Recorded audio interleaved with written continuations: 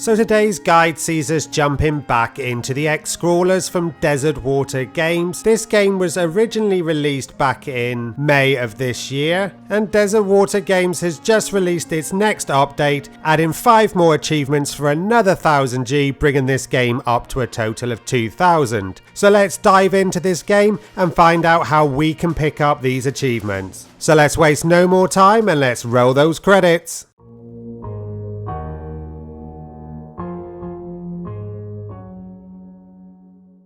Now this is a much chunkier update than the original. The original achievement that you could pick up in under 5 minutes for that 1000 G. This update is going to take you probably about an hour if you've only just picked up those original achievements. If you've played this game and you've gone up a few levels, this might take you a little bit less, because basically for this achievement you have to get to level 10, kill 10 skeleton mages in the catacombs, 20 skeletons from the catacombs.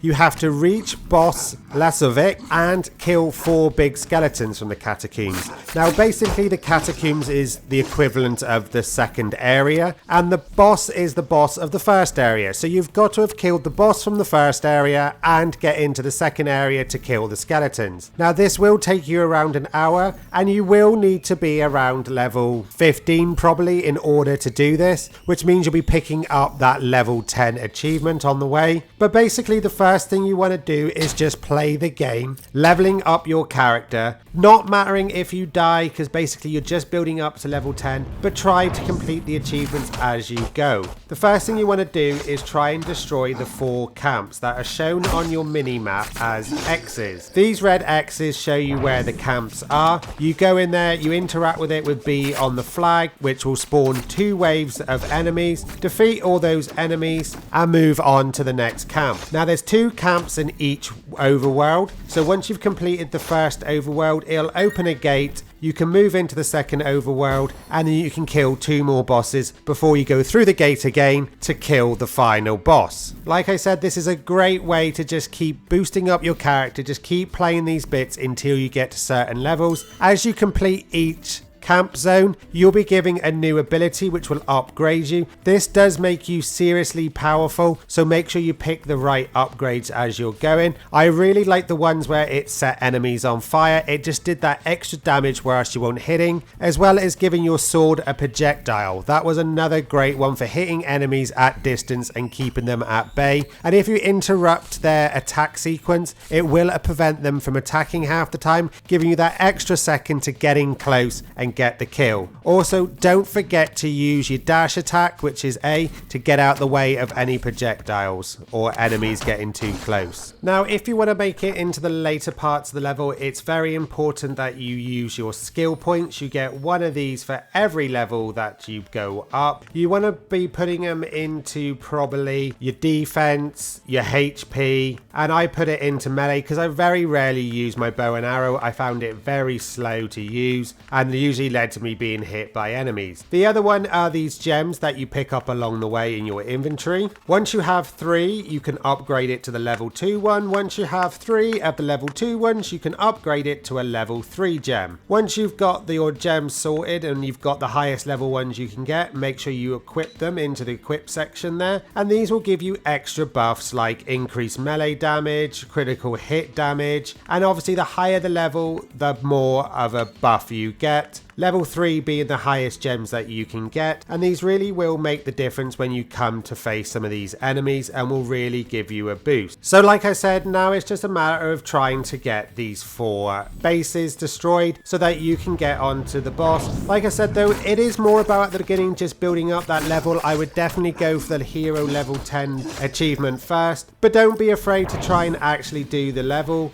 I actually found that I probably got to the boss the first time on my run where I went to level 10, so you can get to the boss once you're about level 10, and if you're lucky you'll be able to defeat him and move on to the catacombs. So I reckon by level 15 you should even be able to complete the catacombs. I played I think until about level 28 I think when I finished, and that took me about an hour to get there. Obviously I really enjoyed this game and I had all the achievements and I carried on and I completed the second catacombs area as well, so that's why my level was a lot higher. But I reckon and you can easily complete this once you're level 10. Once you complete all the bases, then you're free to move on to the boss. So once you get to the boss area, you simply walk up here and it will start the boss fight. You don't actually need to kill the boss to get the achievement, you simply need to get here, but you do have to kill it to get the other achievements because you need to get to the second level in order to get into the catacombs. The boss itself is pretty straightforward. Dodge that attack and then start going in for the attack. Make sure you can do a few and then back out because he'll start spitting out these energy balls again. Simply dodge these, or I think you can actually strike him to defeat him, and then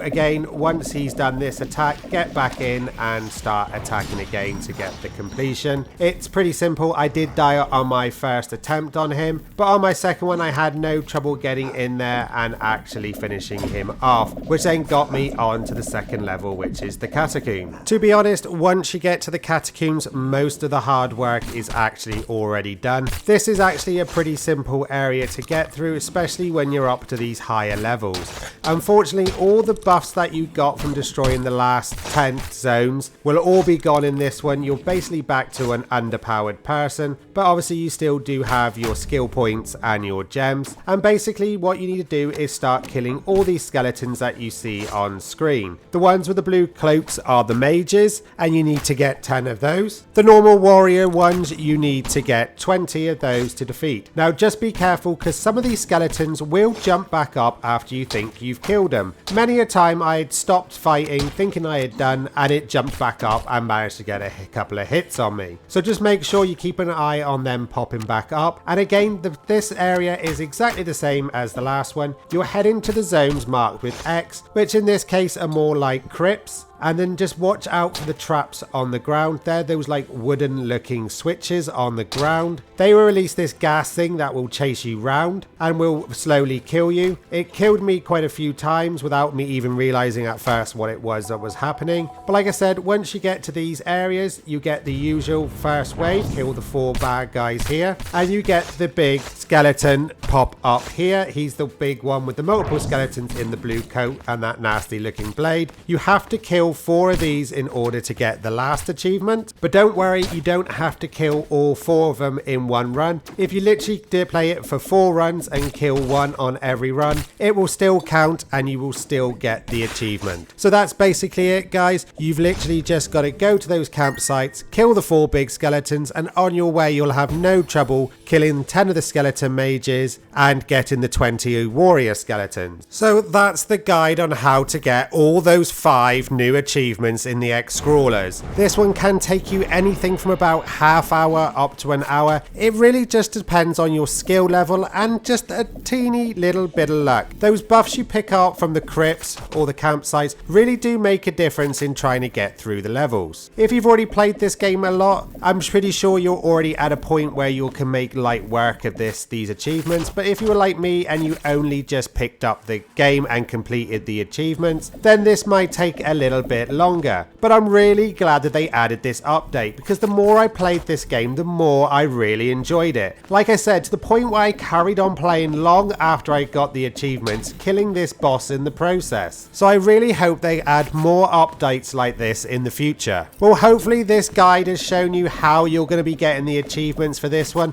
If you found it helpful, then check out our other guides that we have available on the channel. We have loads over there that'll help you on many games to get those quick achievements. We also do a weekly sales video, so if you're looking for some bargains, definitely check that one out. We post that one every week to make sure you never miss anything on sale. Well, that's all I've got for you today, so thanks for watching and I'll see you all in the next video.